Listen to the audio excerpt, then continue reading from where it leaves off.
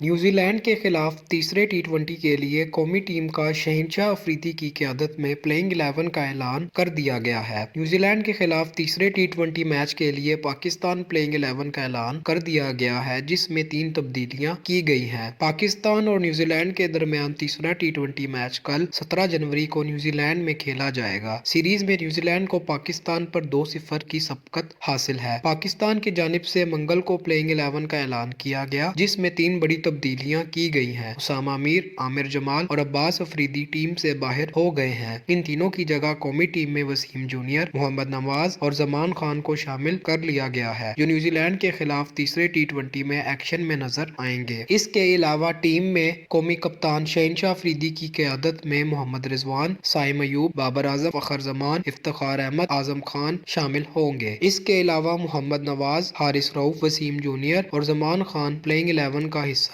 ہوں گے۔ واضح رہے کہ عباس افریدی پیٹ کے مسئلے میں اسٹرین کی وجہ سے اس میچ سے باہر ہوئے ہیں۔ اس حوالے سے اس کین میں کسی قسم کی شدید انجری کی تشخیص نہیں ہوئی ہے۔ اگلے 2 میچز میں ان کی دستیابی کے بارے میں بعد میں فیصلہ کیا جائے گا۔ یاد رہے کہ عباس افریدی نے نیوزی لینڈ کے خلاف پہلے میچ میں 3 اور دوسرے میچ میں 2 وکٹیں حاصل کی تھی۔ یاد رہے کہ نیوزی لینڈ نے پاکستان کے خلاف 5 میچز کی سیریز کے پہلے 2 میچز جیت لیے ہیں، جبکہ تیسرا میچ کل کھیلا جائے گا۔ مزید ایسی ویڈیوز دیکھنے کے لیے ہمارے چینل کو سبسکرائب کریں اور بیل آئیکن کو دبانا نہ بھولیں۔